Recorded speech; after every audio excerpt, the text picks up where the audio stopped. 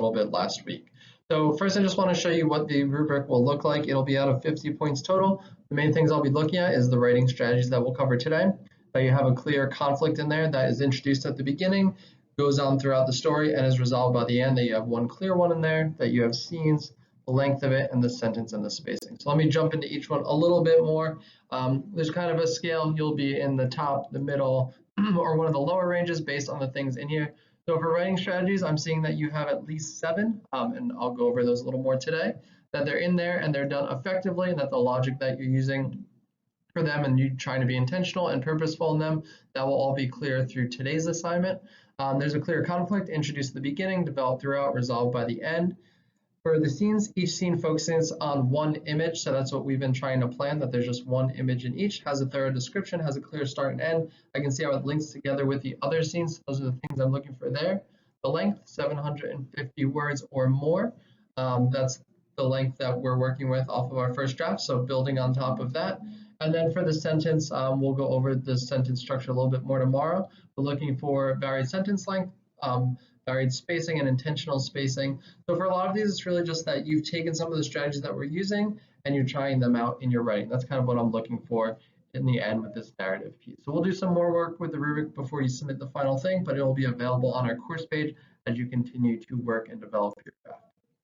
So today our goal is going to be to work with those author's moves that we covered last week and to start incorporating them into our writing that we now have. So if I take a look at my first piece, I just wrote it. I kept some of those strategies in mind because I've already covered them, but I wasn't super intentional about using them. So now I'm going to go back, I'm going to add some in, and I'm also going to see if I was already doing any and just think about what is my intention or my purpose with these. So I'm going to kind of narrow that list down a little bit. So we had vivid detail in there. If you're doing vivid detail, we're going to focus just on the sensory detail. So if you need help with doing that, let me know.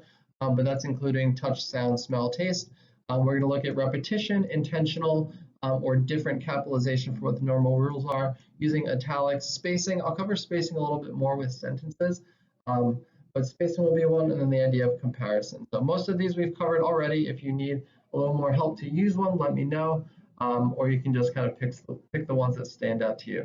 But you're going to be adding a bunch of them into your writing, but first let me show you what it'll look like.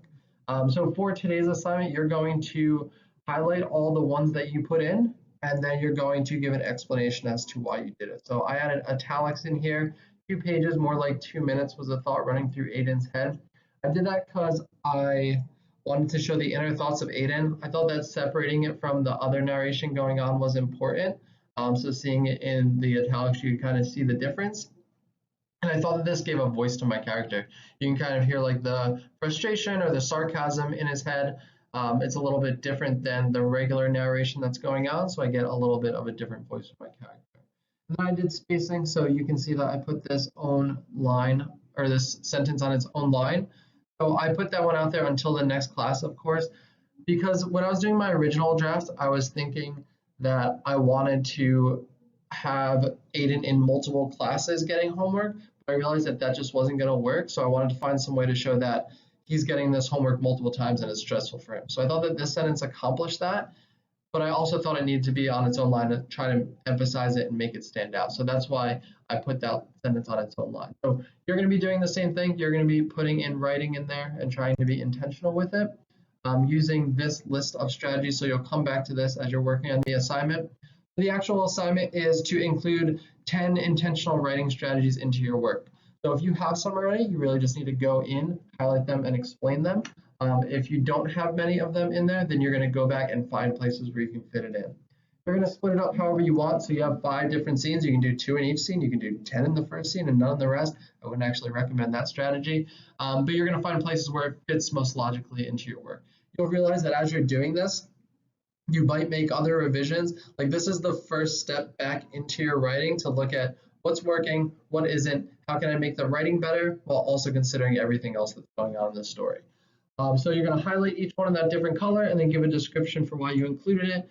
You'll look back at my example for how to do that, and then we'll continue working with our drafts from here.